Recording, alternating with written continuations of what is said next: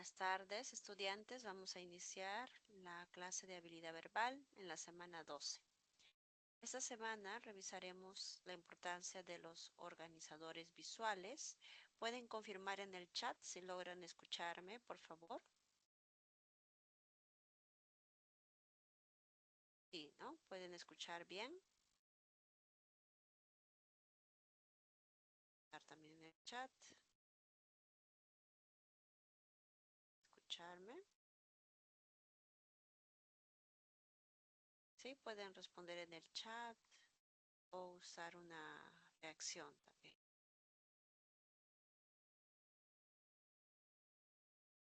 ¿Sí? Todos están de regreso, están conectados, ¿logran escuchar bien? Ok. Haremos con la parte teórica.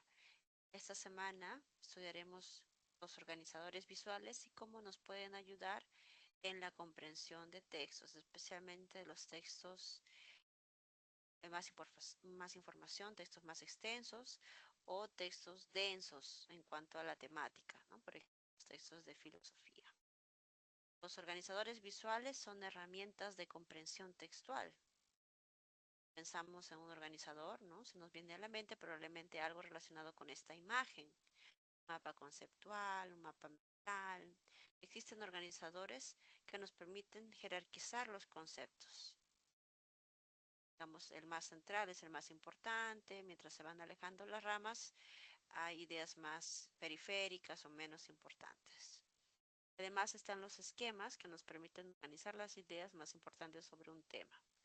Estos esquemas numéricos normalmente tienen números y esos números indican la jerarquía. Se debe recordar que estos elementos son complementarios a las otras técnicas vistas anteriormente, como el subrayado, sumillado y resumen. También podrían optar por especializarse, ¿no?, en una de estas técnicas. Tal vez algunos son más visuales, ¿no? Y el organizador visual les ayude a retener mejor la información. Tal vez otros necesitan leer un resumen para entender mejor el texto. Pues hoy vamos a explorar otra estrategia, cómo elaborar organizadores visuales. Primero es el mapa conceptual. Son los diagramas jerárquicos que reflejan organización conceptual acerca de un tema. Los elementos son los siguientes. Realmente hay conceptos, hay proposiciones y palabras clave. Una proposición puede ser breve, puede ser una oración, por ejemplo, o una frase. Palabras clave también. Es poca información en comparación con otros organizadores. Tenemos este pequeño texto. A partir del siglo XX, la lingüística se ha ido articulando en diferentes ámbitos y disciplinas, cada una de las cuales pone el énfasis en aspectos particulares de la realidad lingüística, privilegiando en cada caso un determinado enfoque sobre los demás. Los ámbitos fundamentales en que se organizan las investigaciones lingüísticas son tres: el de la estructura, sus propiedades formales, el de la cognición y los fundamentos biológicos del lenguaje, y el de la sociedad y la actividad lingüística de sus productos. Vemos este mapa conceptual, tenemos lenguaje es el tema central y los, los tres, las tres ramas de la investigación lingüística: cognición, escritura y sociedad. Y tenemos también los términos como sociolingüística, psicolingüística, lingüística interna, sociolingüística. Tal vez son más técnicos, pero podemos usar también palabras que nosotros entendamos mejor o usar nuestras propias palabras, recordando la estrategia de la semana anterior. Podemos escoger palabras que nosotros entendamos. Puede ser diferente de las usadas en el texto, sí, pero es un sinónimo más entendible para nosotros. Ahora veamos el esquema. En un esquema, como pueden ver, ¿no?, a simple vista, tenemos más texto, ¿no? Aquí tenemos más espacio, escribimos oraciones completas, hasta párrafos. Un esquema manifiesta las ideas más importantes de un tema, la idea principal y las ideas secundarias. Y también hay una jerarquía. Existen diversos tipos de esquemas, entre los cuales destacan los esquemas de llaves, de flechas y de cajas. Por ejemplo, este esquema es más de cajas. Tenemos el mismo texto y cómo a través de este esquema cogemos las ideas principales. Bien, hay más contenido. Veamos más ejemplos de mapas conceptuales. Son mapas con información más puntual. La semántica puede ser léxica y composicional. La semántica léxica estudia el significado léxico, la semántica composicional, el significado gramatical. Es otro ejemplo de la variación. Variación puede ser de dos tipos o por dos tipos, por factores geográficos, por factores extralingüísticos. Los geográficos consideran una dimensión temporal que puede ser relacionada al pasado, diacronía, relacionada con el presente, sincronía. Si para nosotros es difícil diacronía y sincronía, podemos colocar pasado y presente, ¿no? Que son términos más sencillos, etc. Ejemplos de esquemas. En este esquema escribimos más texto, oraciones completas, utilización de tecnología de la comunicación y la información. Tenemos aspectos positivos, aspectos negativos, actitudes y percepciones. Es un poco más difícil de entender, ¿no? Un esquema porque tiene más información. Puede ser que para el día del examen, ¿no? que es este domingo en su caso, no tengan tiempo para elaborar un esquema, sería, ¿no? más recomendado hacer un mapa conceptual porque es más rápido. Tenemos más ejemplos. Ahora veamos este texto y las preguntas de comprensión. Veamos el texto en silencio. Si desean pueden tomarle una foto. Después veremos las preguntas de comprensión.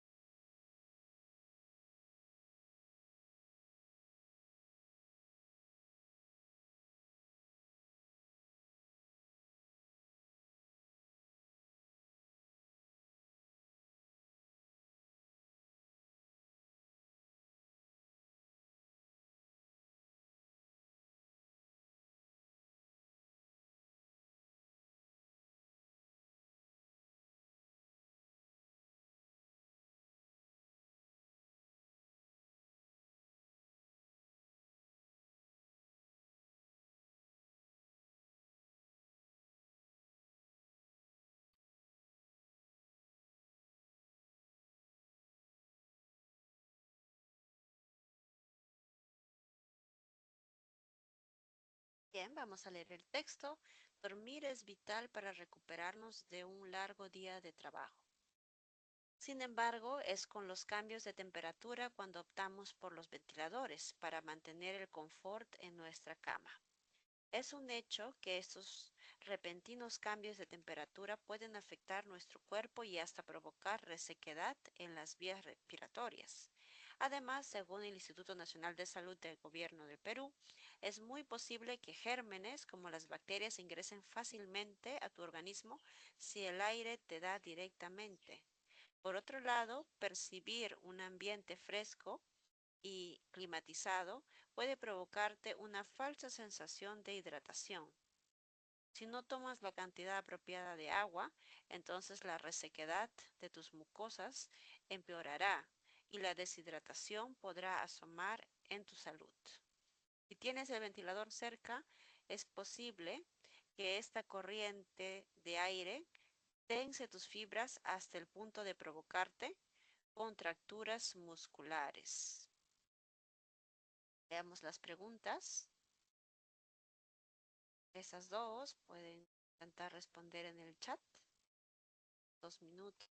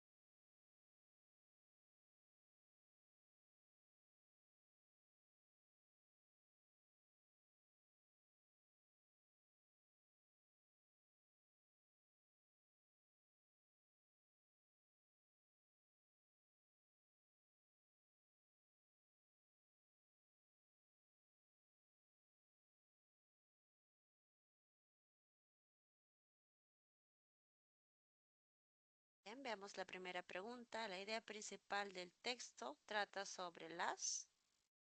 Pueden responder en el chat. Ok, muy bien. A. Trata sobre las implicaciones de usar el ventilador en temperaturas altas al momento de dormir. Implicaciones. Usar el ventilador en temperaturas altas. Es importante señalar las temperaturas altas. A veces está en el texto, ¿no?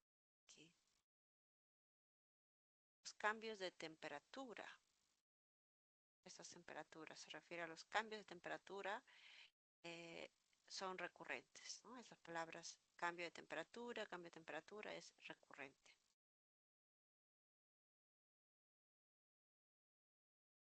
Siguiente, se desprende del texto que al ingresar la bacteria al organismo,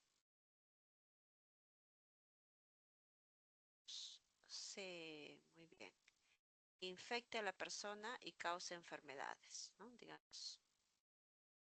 Puede ser alguna enfermedad respiratoria. Veamos las siguientes dos preguntas. Un minuto.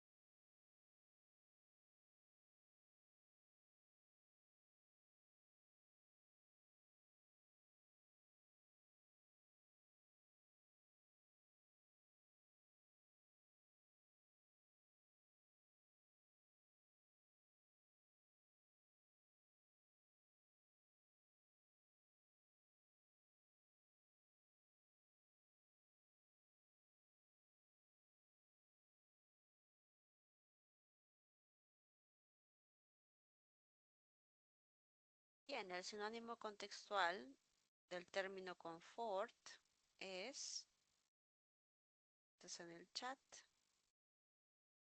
para 3 y 4. Contextual de confort es comodidad. Y si una persona usara la ventiladora a una distancia prudente, evitaría la aparición de dolores musculares. Esto fue mencionado en la última parte del texto. Ahora pasemos a los ejercicios del cuadernillo.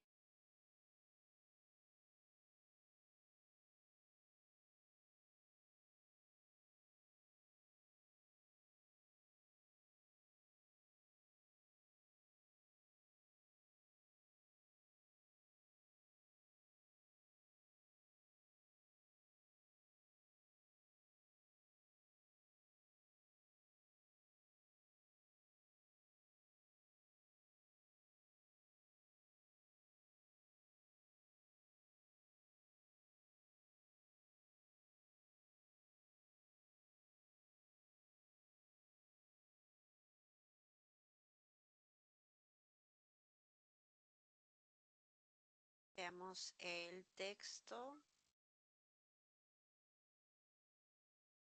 Iniciaremos con el texto 2, que es el texto informativo. ¿Okay? Estamos practicando especialmente hoy para el examen del domingo. Entonces recordemos que iniciamos con el texto gráfico. ¿Okay? Texto 2, página 5. Vamos a leer el texto, responder las preguntas. Ya estamos en el cuadernillo, texto 2.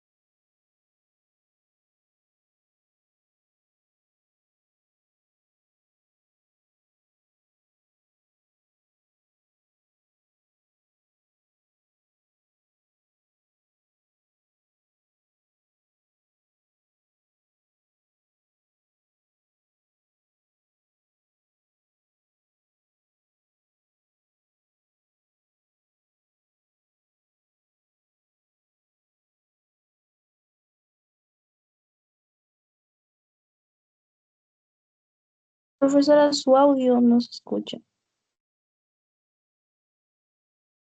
Sí, vamos a responder a las 5 preguntas en el chat.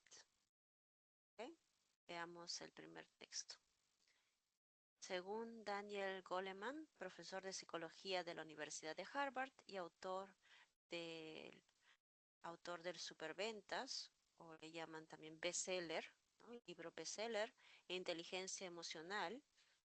Esta se define como la capacidad de reconocer, aceptar y canalizar nuestras emociones para dirigir nuestras conductas a objetivos deseados, lograrlos y compartirlos con los demás. A efectos prácticos, esto significa que si somos capaces de identificar y gestionar correctamente nuestras emociones, sin dejar que nos dominen ni nos sorprendan, además, si podemos detectarlas y actuar en consecuencia cuando se están produciendo en los demás, tanto nuestras relaciones sociales como la relación con nosotros mismos nos resultarán mucho más gratificantes. La inteligencia emocional puede dividirse en 4 grandes bloques: el autoconocimiento y la autorregulación de las emociones, área intrapersonal, y la empatía y las habilidades sociales, área interpersonal. Algunos autores añaden al área intrapersonal la capacidad de automotivarse y adaptarse al cambio. Tenemos el gráfico y el texto continúa. Los beneficios de una correcta gestión emocional no solo se limitan a las relaciones sociales y autoestima.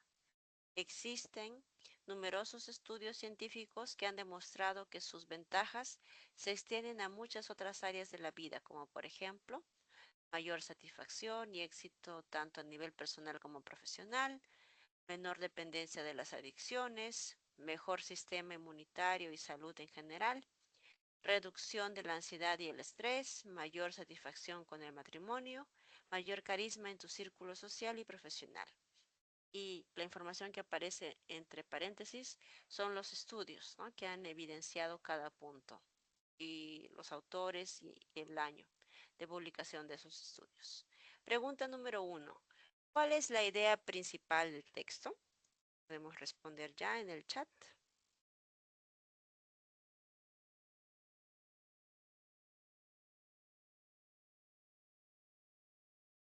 1, correcto. Muy bien, Natalie. Eh, Una correcta gestión de la inteligencia emocional favorece notablemente la vida del hombre. Número 2. El sinónimo contextual del término gratificante es... Pueden responder en el chat.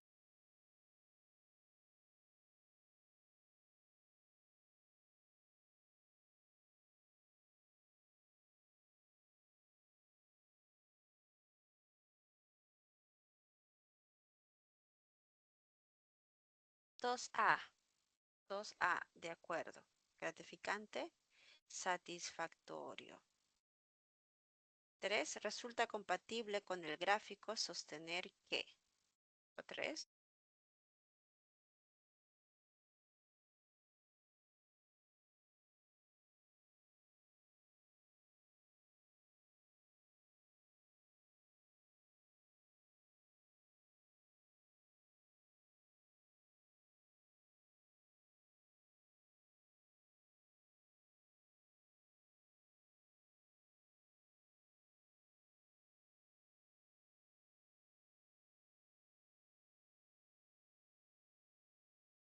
Número 3, veamos en el chat. La respuesta es letra A. Muy bien, Beatriz y Natalie. Número 3, ya estamos en la pregunta 3. Letra A. Resulta compatible con el gráfico sostener que los 4 bloques de la inteligencia emocional se encuentran integrados. Es compatible.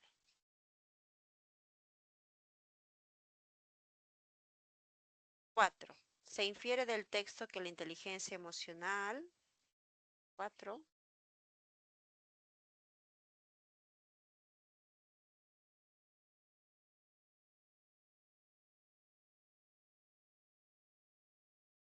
Correcto. 4B.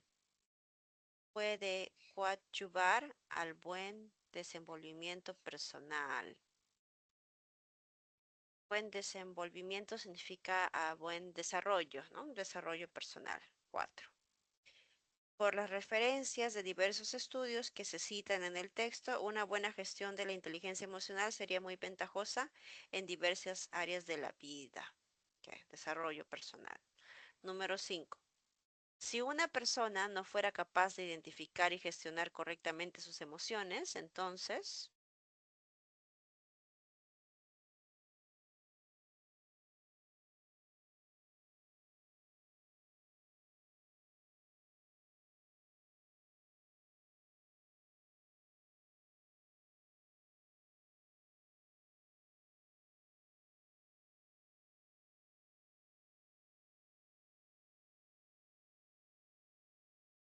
número 5, correcto. Letra A. ¿Estamos de acuerdo con la letra A? Bien. Sería probable que no haya logrado gestionar su inteligencia emocional. Muy bien. Ahora pasamos al texto dialéctico. Así lo verán el día del examen. Página 3 del cuadernillo, semana 12. Tenemos unos minutos para leer.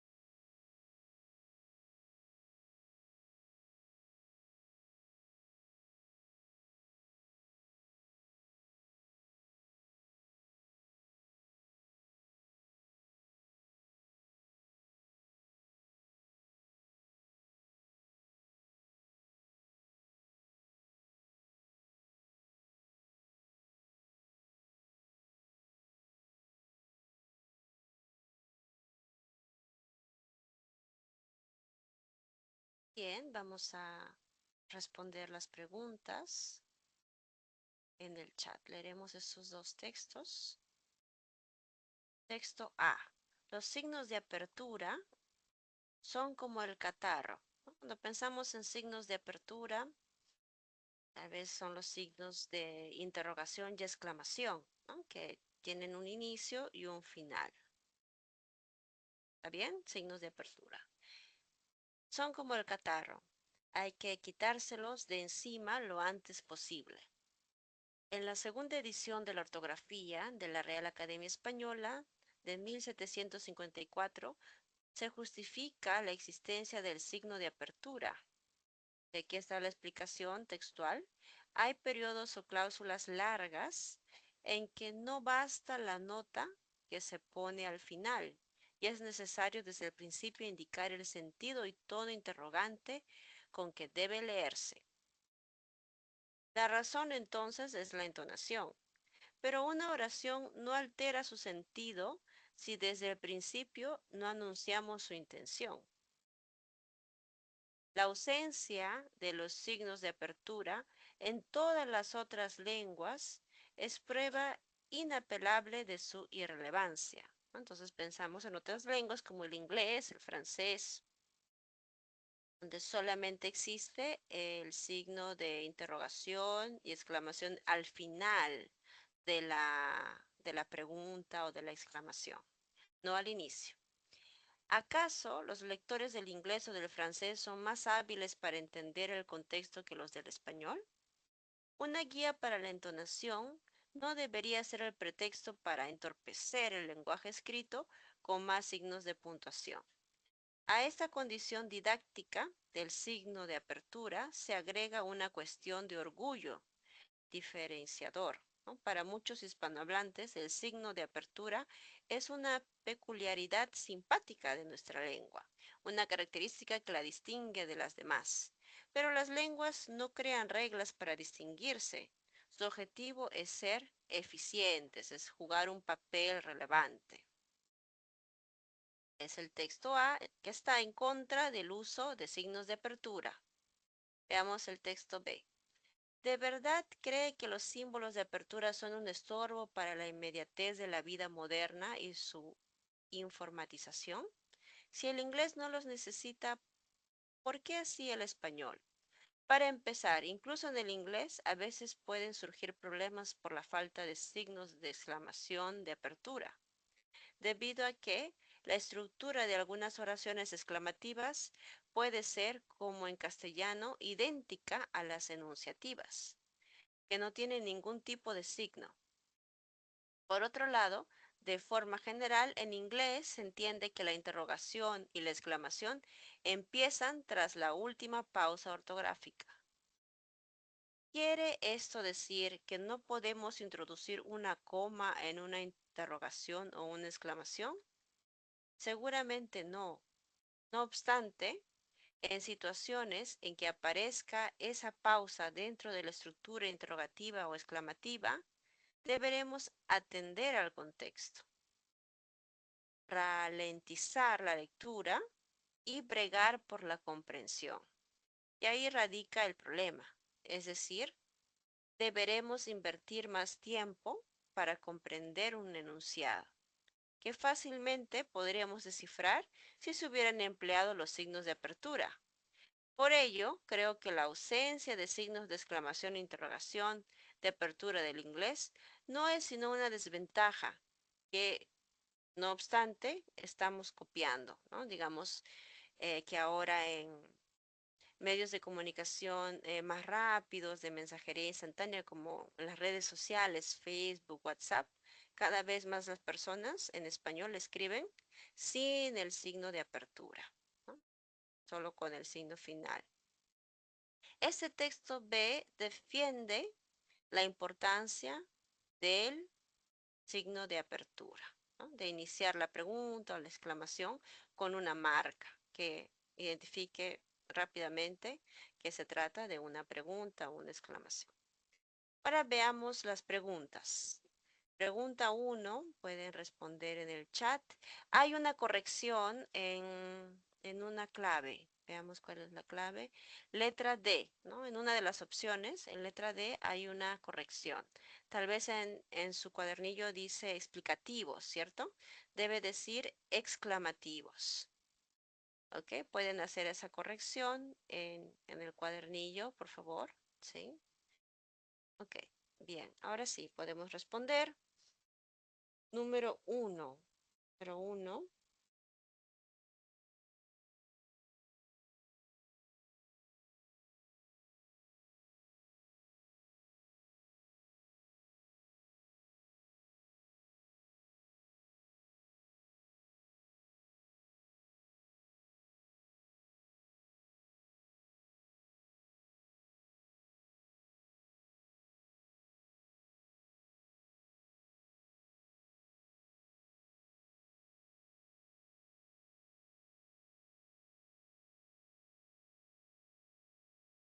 Ujú, muy bien, están acompañando Natalie, letra D.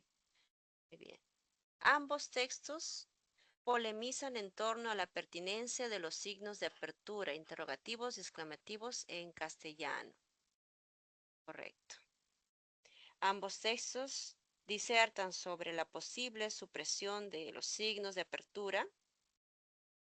Para el primer texto, desaparecer estos signos es un imperativo, es algo que se debe hacer, mientras que en el segundo apuesta por su conservación. Número 2. En el texto 2b, el sinónimo de atender es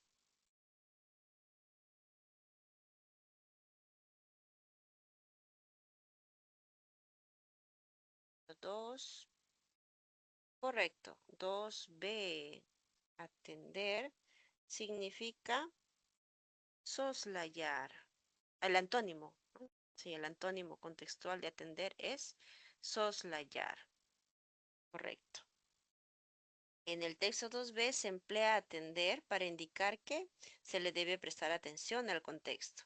En tal sentido, el término opuesto sería soslayar, que significa dejar de lado.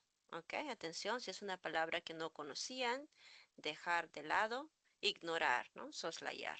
Antónimo de atender. Número 3. De la argumentación del texto 2a, recordemos 2a que está en contra de los signos de apertura respecto a la entonación como justificación para conservar el signo de apertura, resulta válido inferir que. Número 3. Podemos responder en el chat.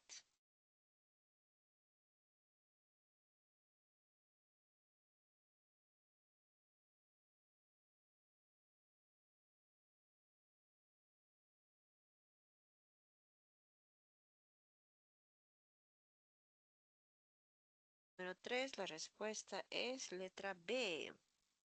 Su carácter instructivo reposa en su capacidad de determinar de qué manera leer un enunciado específico. Es decir, que la función de ese signo de apertura lo que hace es indicar al lector, si va a leer en voz alta, digamos, que debe también hacer un cambio en su entonación. Em, no leer, por ejemplo, ¿cómo te llamas? Sino, ¿cómo te llamas? La pregunta, ¿no? Indica un cambio en la entonación desde el inicio.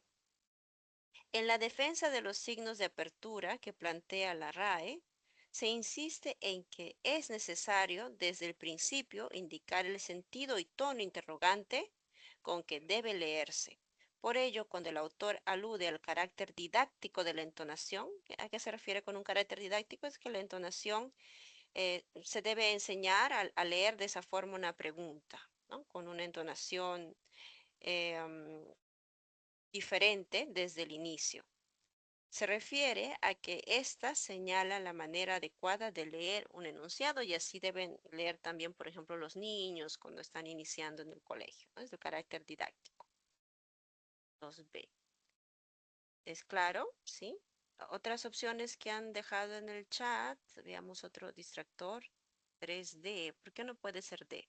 Una oración por ningún motivo modifica su sentido si desde el principio no anunciamos su intención.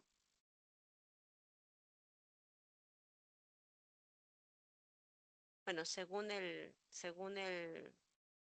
la cita, ¿no?, de la RAE, ¿no?, que ejemplifica justamente esta parte, sí, ¿no? Sí tendría una relevancia justificar usar los signos de apertura, ¿no?, si es que va a haber una entonación diferente, ¿no?, desde el inicio. Digamos, ese argumento es difícil de aceptar, ¿no?, por el autor del texto 2A. Sí, está en contra del uso de los signos de apertura. Y letra B es textual, ¿no? Si leemos el entrecomillado, ¿no?, esta oración que está en entrecomillado. Digamos, esto es lo que él no critica, ¿no? No es lo que él critica. Critica, ¿no?, a continuación, cómo es que en otras lenguas, o el inglés o el francés, no es necesario usar el signo de apertura. Veamos la pregunta 4. Según el texto 2b, es incongruente sostener que los signos de apertura constituyen un estorbo para la rápida comprensión de los enunciados. ¿Debido a qué? Incongruente. Recordemos, el texto 2b está a favor de estos signos de apertura. Entonces, ¿qué resultaría incongruente? Podemos responder 4. Pregunta número 4.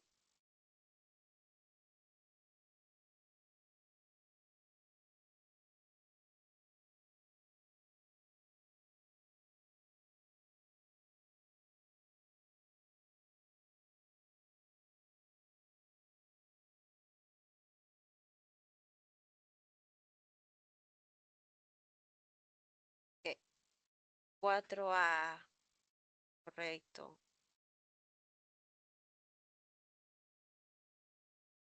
Vamos a ver en el chat. 4A, muy bien.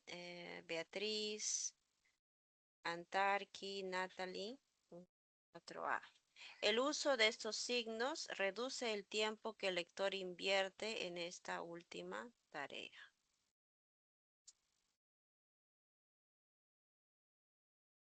Veamos la justificación.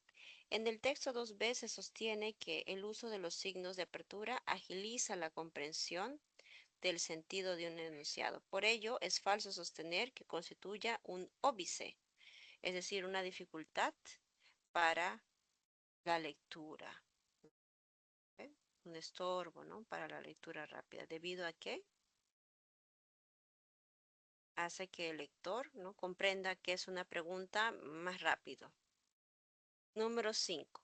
Si se demostrara que cuando no se anuncia su intención desde un inicio, una oración puede ver su sentido desvirtuado, entonces por lo menos en un aspecto,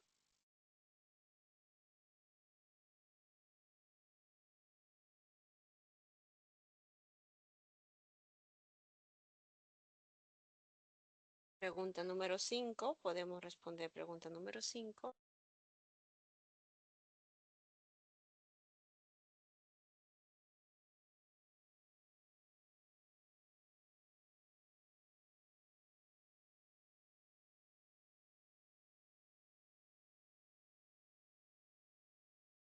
¿Alguien más va a responder 5? La respuesta es letra C. Podría defenderse la superioridad del español respecto a otras lenguas. Veamos la justificación. El castellano indica el cambio de entonación con los signos de apertura. En tal sentido, informa al lector sobre la intención del enunciado desde el inicio. Si este rasgo permitiera distinguir el sentido exacto de una oración sin hierro o confusión, el español podría ser considerado superior, por lo menos en este aspecto. ¿Eh? 5C.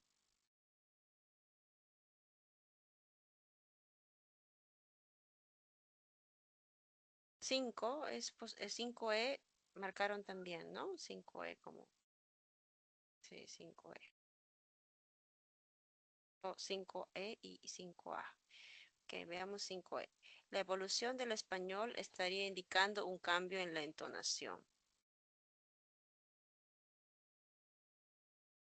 Si se demostrara que cuando no se anuncia su intención desde el inicio, una oración puede ver su sentido desvirtuado. No, esta pregunta, ¿no? Si bien es un poco hipotética, es un argumento, ¿no? Que se usa en el texto. Pero claro, no hay un estudio que haya demostrado. Lo que falta es demostrar, tal vez con algún software, para poder contabilizar exactamente cuántos segundos una persona ahorra, ¿no? En comprender una pregunta en comparación con otras lenguas, ¿no? Eso es lo que falta demostrar, pero sí es un argumento, ¿no? Se alude a ese argumento. Entonces, letra E, la evolución del español estaría indicando un cambio en la entonación. Eh, no estaría, sino ya está desde hace muchos años, ¿no? Desde que se hizo la publicación en la RAE, ¿no? Como se menciona aquí, ¿qué año? 1754, ¿no? Desde 1754. Es que se cree, aún sin fundamento, ¿no? Que ya hay una evolución, ¿no? Hay una diferencia desde antes. ¿Por qué no podría ser A? Las formaciones del español alcanzarían un nivel inédito de complejidad. Eh, también no sería, ¿no? La clave, porque se mantiene, ¿no? Sin cambios, de acuerdo a la RAE, ¿no? Desde esa época señala que debe ser así y hasta ahora, ¿no? La ortografía mantiene, a pesar de que los hablantes, como nosotros, por ejemplo, usemos cada vez menos el signo de apertura. ¿Eh? Entonces, no hay un nivel inédito de complejidad, ¿no? Se ha mantenido constante desde hace ya varios años, ¿no? Siglos, de hecho, ¿no? Sí. Por último, veamos el texto. Los textos en inglés. Veamos el texto en inglés. Es el último texto del examen. Página 11. Página 11. Voy a dejar la traducción en el chat. Un minuto.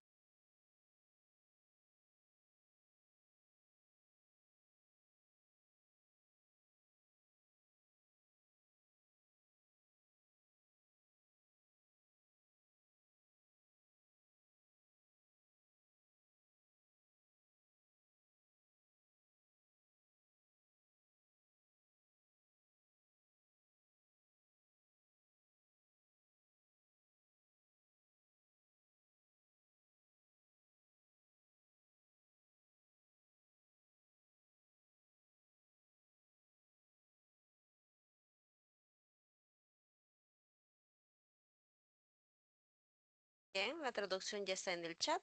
Tenemos unos minutos para leer.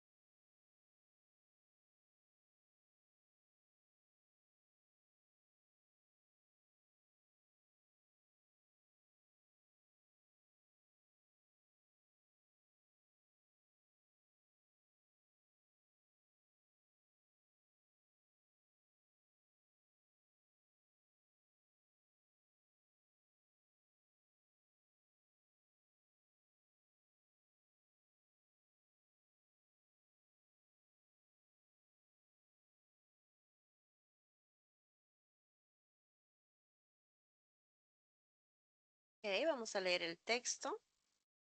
Texto 4 de la página 11. Okay. The Great Pacific Garbage Patch is the world's largest collection of floating trash and the most famous. It lies between Hawaii and California and is often described as larger than Texas, even though it does not contain any surface to stand. It cannot be seen from space, as is often claimed. The patch was discovered in 1997 by Charles Moore, a yachtsman who had sailed through a mix of floating plastic bottles and other debris on his way home to Los Angeles. It was named by Curtis Ebesmeyer, a Seattle oceanographer known for his expertise in tracking ocean currents and the movement of cargo lost overboard. The patch is now the target of a 32 million cleanup campaign launched by the Dutch teenager Boyan Slat, now 23, and head of the Ocean Cleanup, the organization he founded to do the job. Veamos la pregunta 1. What is the main idea? ¿Cuál es la idea principal? Pregunta número 1 del texto en inglés. Vamos a responder en el chat.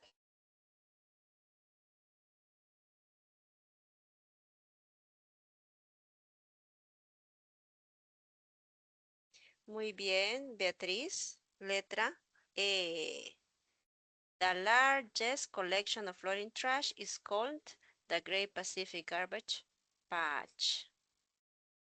Pregunta número 2. In the second line, the word lies implies. En la segunda línea, la palabra lies, que en este caso es un verbo, implica. En la segunda, lies, aquí.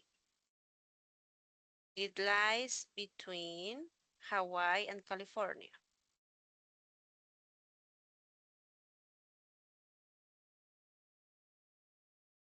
Implica.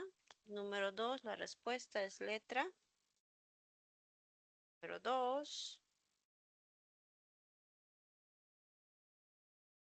Cuando pensamos en Hawaii, ¿no? Hawaii es un lugar. So, it gives us the idea of place. Nos da la idea de lugar, ubicación. Okay. Se encuentra entre Hawaii y California. Lugar. Número 3. According to the information about Great Pacific Garbage Patch, it is inconsistent to affirm that, de acuerdo con la información, es inconsistente afirmar que. Pregunta 3.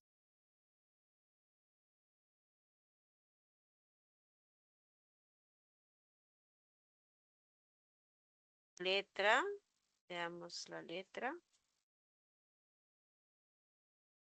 Pregunta 3.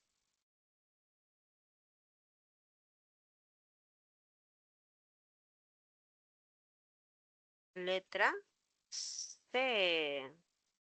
It is an island exclusive composed of plastic bottles and some plastic debris.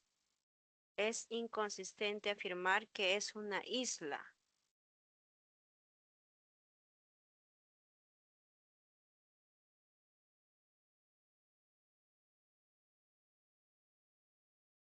¿Mm? La palabra clave es exclusively. Okay. El texto no menciona que sea exclusivamente compuesto de esto, pero sí está compuesto de esto, ¿no? Pero no exclusivamente. Puede haber otros componentes. Okay. Letra C. Atención con el uso de los adverbios que limitan. Okay. Adverbios que limitan. Número 4. We can infer from group cleanup organization that, ¿qué podemos inferir? Número 4. ¿Qué podemos inferir de esa organización dedicada a la limpieza de los océanos? Número 4. Vamos a responder en el chat. 4.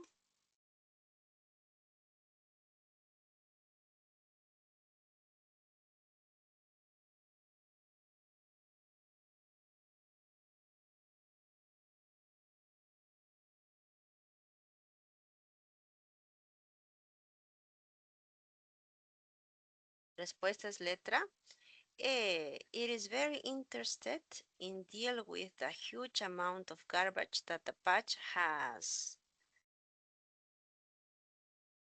4E. The text says that 32 million are being used in the campaign. El texto informa que 32.000 millones de dólares son usados en la campaña de esta organización. Esta suma de dinero muestra qué tan interesada está la organización en hacer algo para eliminar o tratar el plástico de este lugar. ¿Okay? La respuesta es letra E. Veamos qué opciones consideraron. 4A. A ver, ¿por qué no puede ser A? It is taking the Great Pacific as the target of a cleanup campaign. Está tomando a este lugar como el objetivo de una campaña de limpieza. Sí es posible, es un buen distractor. Sin embargo,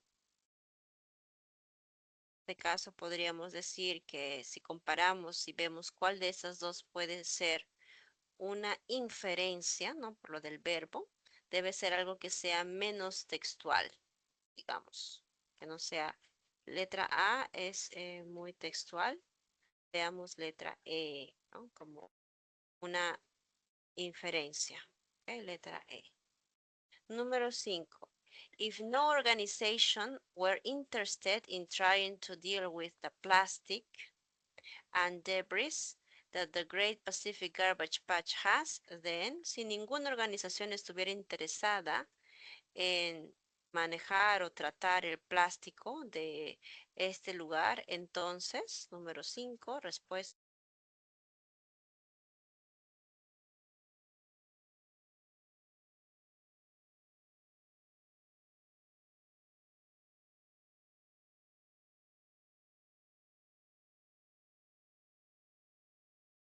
Correcto, letra C.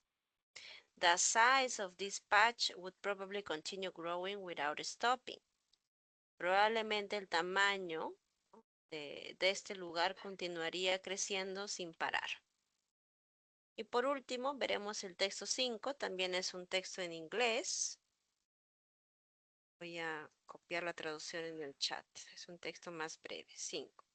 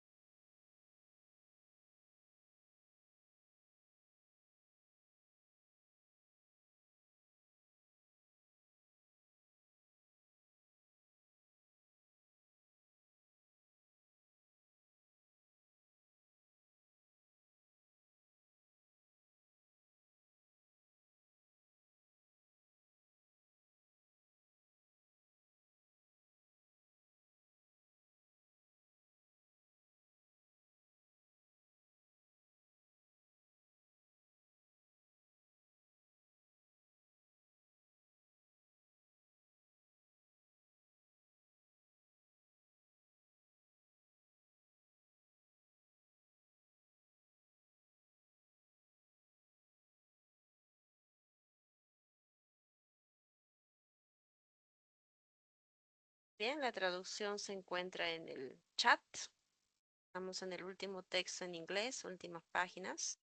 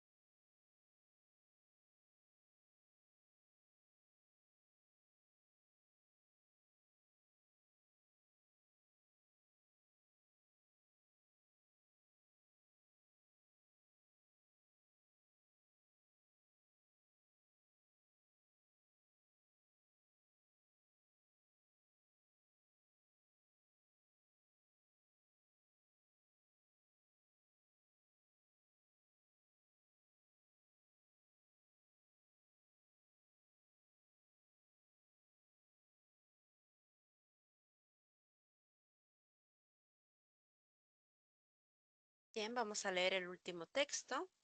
On either side of a gorge high in the Peruvian Andes, an aging rope bridge hangs precariously over the Apurimac River.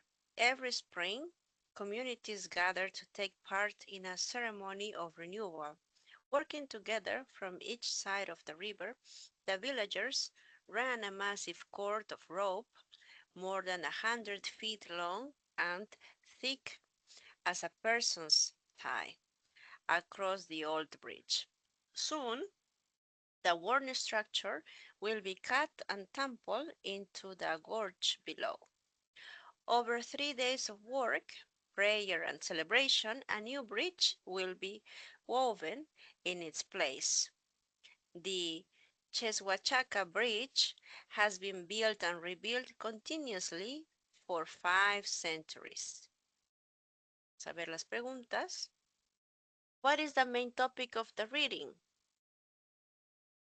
Número 1. Pueden responder en el chat.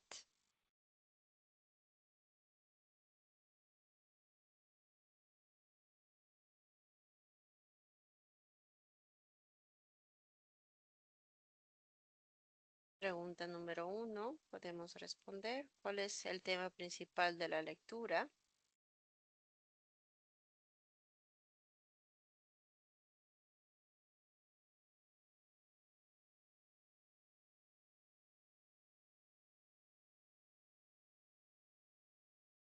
Bien. Respuesta 1. 1B, correcto. Okay. The continuous rebuild of Quehuaschaca Bridge. La continua reconstrucción de este puente. What does massive most likely means? ¿Qué significa massive? Número 2. Respuesta E. Enormous. Enorme, massive. According to the villagers that build the Quehuachaca Bridge, it is inconsistent to argue that they, según o de acuerdo con los habitantes que construyen este puente, es inconsistente afirmar que ellos, número 3, pueden responder en el chat. 3.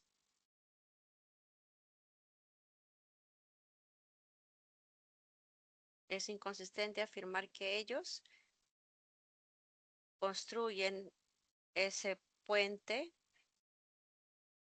solo una vez en el siglo. En el texto se menciona que no es solamente una vez, ¿no? Constantemente por 5 siglos. 4. We can infer from the bridge construction that, podemos inferir de la construcción del puente que, número 4, respuesta.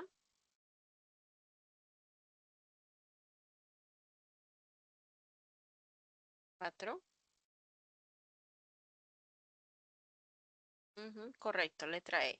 Modern technology was not necessary to finish the structure. La tecnología moderna no era necesaria para terminar su estructura.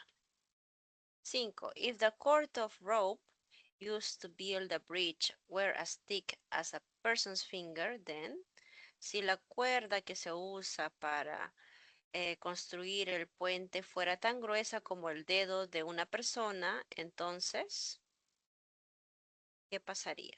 Número 5.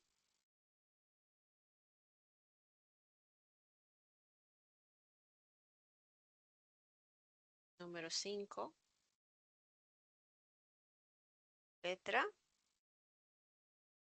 D. Using it similarly to the thicker rope would probably be risky for people.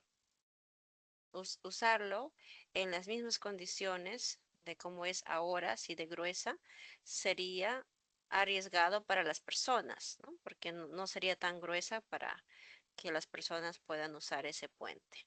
Letra D. Okay. Aún no se vayan, nos falta un texto Les voy a dar, es un texto dialéctico, es el texto 3 de la página 8.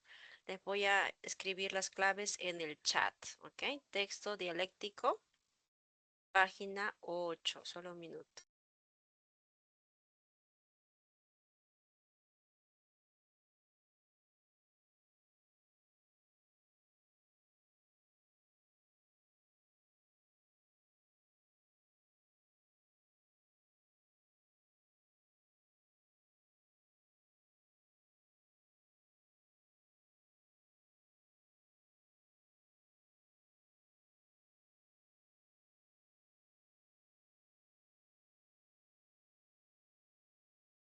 Bien, las respuestas están en el chat.